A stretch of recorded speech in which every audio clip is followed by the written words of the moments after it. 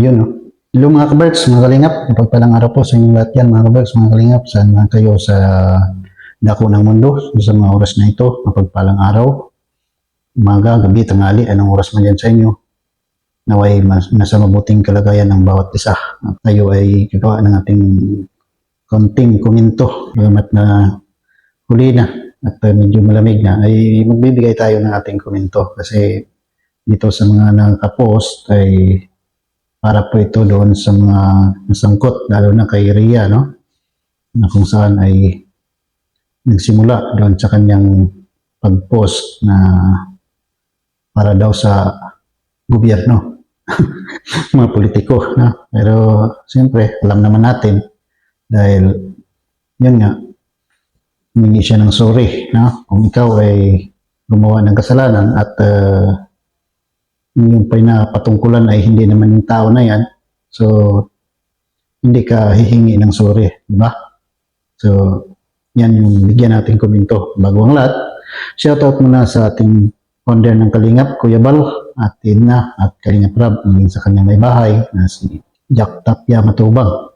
Shoutout, maging sa aking mga kasamahan sa strikers na patuloy ay ganun pa rin, no? Medyo pinag-iinitan dahil sa mga nakabuking-buking ng mga ano tawag nito, yung mga likulitos na gawain ng mga ilan dito sa Kalingap, no? Mga Kalingap partners, Kalingap sponsors, at maging sa kapwa reactor na kung saan ay talagang pinag-iinitan yung strikers. Shoutout sa inyong lahat yan sa pangunguna ni Ate Glo, Sir TVPH, Hayat Samura Mix Vlog, si Selena Barbosa, sa Magalo Mix Vlog, Maria Ligaspi, Sis Jacqueline Ducosin, at ang iyong lingkod na nagkukuda. Tamad, hindi naman tamad, hindi tayo lang, wala lang tayong time kasi pagka ganito ay laging pagod, gabi na umuwi, so nakakatamad din na nawawala tayo sa baga, nami-mental block tayo pag sobrang pagod. Mas gusto natin mga hilata na lang, kaya yun, shoutout, ngayon tayo mag-upload ulit, no? Shoutout sa inyong lahat yan, maging sa ating presidente sa Karipa na si Berador, no?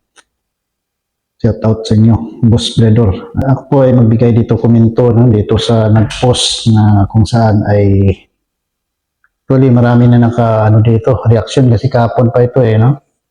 Sabi dito ng nag-post si Sus Makapagal, Pamindanan, no? So masakit po itong post na ito, no? Masakit po ito dahil baga yung mga binibitawan nating mga salita, alam niyo mga kalingap, mga kaberts, no? Sa totoo lang, kapag tayo ay pinagsalitaan ng hindi maganda ng ating kapwa, kaya kahit na sabihin na yan ay salita lang, meron po yung epekto sa atin, no? Lalo na dito kay Ria na pinagsabihan, no? Pinagtutungkulan ng kanyang buong pamilya na sila ay nakaahon, no? Hindi man nakaahon talaga na sa tugatong, kahit paano ay ginhawa ng kaunti, no? Dahil natulungan ng Kalingap, pero sa kabila ng lahat ay medyo hindi sapat. Hindi natin alam kung ano ang hinanakit ni Ria, no? Na nag-post siya ng ganun. Kasi masakit kasi yung pinost niya na kurakot, masakit yun, no? Masakit yun sa part ng Kalingap, kay Kalingap Rab na siya ang nakatutok tumulong doon simula na wala pa silang bahay hanggang sa nagkaroon sila ng bahay, no? Kaya masakit yun. So dahil sa ganun hinanakit, actually marami pong pinaiyak itong si Ria sa kanyang pag-post. At kahit ako, eh, medyo talagang tumulo din luha ako, no? Dahil sa ganun, sobrang sakit, no? Kasi ikaw na nga tumulong, ay sasabihan ka pa ng ganun kurakot. So, tama naman po yung ibang komento na ano ba ang kinurakot ni Kalingap Rab, no? Sa inyo. Lalo na dito kay Ria, no? So, nakakadala at marami po talaga nagalit at yun ang nakakabahala ngayon dahil merong mga curse na binitawan ng mga ibang supporters na talagang solid kalingap sila. No? At yun ang nakakabahala doon sa kay Ria at maging sa kanyang pamilya. At nawa ay hindi pa uli ang lahat at mag-public apology siya or mismo makiusap siya kay Kalingap Rab sa kanila ni Kuya Val, no? Although nagsorry si Joy, pero si Joy ay walang kinalaman na wala po siyang alam doon sa pinupost ng kanyang kapatid, no? So parang hindi angkop na si Joy ang hihingi ng tawad para sa kanyang kapatid. Oo, although nagpakumbaba at nakikita natin doon ang kababaang loob ni Joy dahil siya yung lumapit kay Kalingap Rab at alam naman natin na si Kalingap Rab ay madaling kausap. So, bakit si Joy ang lalapit, hindi si Ria, no? Dahil siya naman ang gumawa ng kaguluhan, no? Siya naman ang pinagmulan ng kaguluhan, so dapat siya ang lumapit kay Kalingap Rab. Yun kasi ang mahirap minsan tanggapin, no? Yung magpakumbaba tayo, napakahirap gawin kahit na napakasimple lang. Pero kung tayo ay marunong mag-admit or magpakumbaba sa ating pride, ay napakadali po yun, no? Walang mawawala sa ating pagkatao pagkos tayo ay hahangaan dahil meron tayong kababaang loob tanggapin kung ano yung ating pagkakamali. So yun yung kaibahan ng mataas ang pride at may pagpakumbaba, no? So yun. So dito ay mayroon post, isa ito sa mga napakaraming nasasabi ng mga supporters, no? At dito, sabi nga dito, aabangan ng sambayanan kung paano kayo babalik sa dati ninyong pinagsimulan, no? So doon pa lang, no, mayroong hinanakit ng tao yung nag-post nito dahil ito pa lang sinasabi niya, ano na to no? Curse na to, no?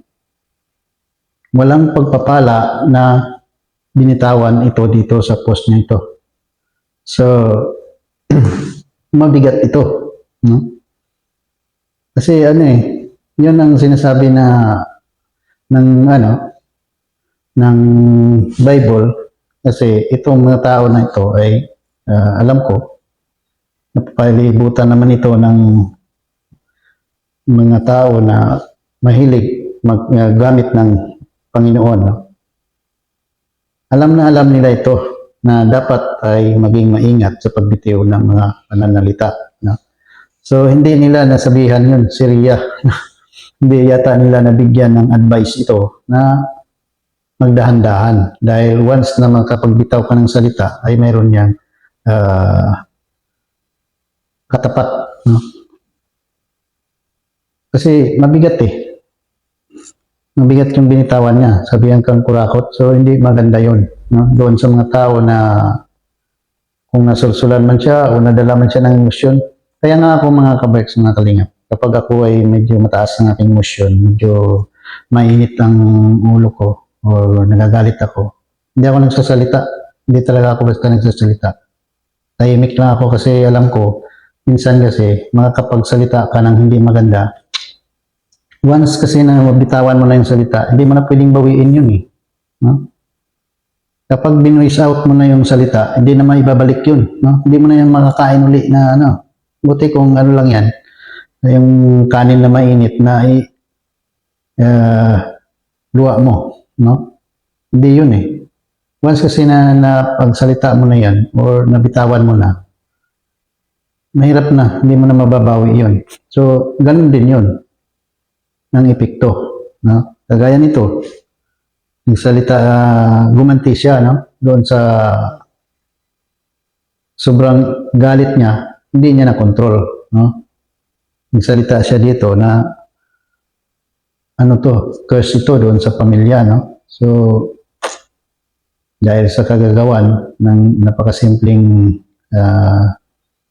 pananalita, ay yun ang iginanti. So, may epekto yun, no? May epekto talaga yun. Although hindi niya maramdaman yung kaagad-agad, bigla-bigla, pero mayroon talagang epekto yun sa kanila. unti-unti sa darating na mga araw. O, sabi nga ng Panginoon ang pagpaparusa ay hanggang sa ika-4 na salinlahi. So, hindi po natin hawak yun. Pero yung mga salita na binitawan ay hindi po yung blessing. No? Tandaan po natin, yun ang kahalagahan doon, na dapat yung bitawan ng ating kapwa para sa atin ay blessing, hindi yung sumpa. Yung kagaya nito, napakabigat na salita ito. No? Kasi ang karugtong nito, sabi niya, gumagapang na parang uod, hahanap ng masisilungan sa oras nakatingin ng kung ano-ano hanggang sa tuluyan kang mawalan ng sapat na kaisipan. Lahat ng iyan ay hiram lamang, maganda o pangit ka man, kukupas hanggang sa para isang dahon kung natuyo at lumipad-lipad kung saan-saan padpad. So yun, no? Napakatinding pananalita ito, no? Sabihan ka, nagagapang ka na parang uod. Curse yun mga kalingap, mga kabers. Yan ay curse, no? Kaya dapat ay kung ano man yung nararapat gawin ni Ria ay gawin niya na. Huwag niya nang hantayin na dumating yung time na mangyayari itong binitawan na itong salita, no? Ito, isa pa lang ito doon sa napakaraming komento na nasasabi ng mga supporters at nagmamahal sa buong kalingap. Kaya kung ako yung sinabihan ito o sa akin na patungkol to, hindi na ako magpatumpik-tumpik. Gagawin ko na hanggat maaari. Gagawin ko na bago pa dumating yung time na mangyayari ito, yung sinasabi dito. Napakadelikado, napaka-sensitibo ng pananalita, mga kabers, mga kalingap, no? Nakakatakot. Kaya yun yung consequence sa ginawa mo, no? O pinagsasabi mo. Kaya dapat maging maingat po tayo kung ano man yung ating mga pinagsasalita ay dapat natin isipin, no? Bagamat tayo ay nasa mataas na emosyon o mababa yung ating pag-iisip kapag tayo ay mayroong hinanakit o sama ng loob. So, paupain muna natin. Kasi tumingin ka muna sa palibot mo. Mag-inhale, exhale ka kapag ikaw ay galit. No? Huwag kang basta-bastang susunggab agad at magsasalita ka na kung ano-ano. Once kasi na mga salita mo na yan, lalo pa dito, social media, maraming nakaabang yan dahil yung buong kalingap ay talagang nakaabang lahat, lalo pa may mga issue, no? Issue dyan sa pamilya. So, napakahirap na basta-basta tayo magbitaw. Lalo niyan, Kalingap Rab nakiusap na tigilan na ang reaksyon or ano man sabihin doon dahil yun nga, nagpakumbaba si Joy. Pero isa lang masasabi ko yan, dapat gumawa talaga siya ng hakbang na makausap si Kalingap Rab or hingi ng sorry o mag-public apology. So, malagay ko maayos din naman yan. Although hindi may balik yung dating sitwasyon, no? At least, mababawasan yung tension or ano man dyan sa namagitan, yung nawala. Kasi, kung manatili tayo doon sa pride natin, yun ang magbabagsak sa atin. Kaya, sana ay magawa ni Ria kung ano man yung dapat niyang gawin. No? Ipag-pray niya para bigyan siya ng lakas ng loob. No? Kasi ito, yung isa sa mga salita na ito, nakapost na ito. Mabigat ito, no? Napakasakit kung mangyayari yan. No? So, alam natin, napakabuting tao ng mga matubang. Tapos magsalita tayo ng ganun. Hindi mo naman pwedeng yun eh. No? Hindi mo pwedeng pasinungalingan dahil unang-una, do explain ka, tapos nagsorry pa. Although hindi ikaw nagsorry, pero kapatid mo yun. No? So, talagang naka-address doon sa Kalingap yung post mo. Kasi, yun lang naman eh. Wala namang love team sa politics. Hindi naman pwede yun na doon mo i-address. Kaya, yun lang. At nawa ay maayos ang lahat ang gagawin mo. Kung talagang gusto mo rin gawin, magpakumbaba ka na lang, hingi ka ng public apology or mismo si Kalinga Prab. Total, sabi nga ni Kuya July, malapit lang yun. Nasa diet lang yun eh. No? Kasi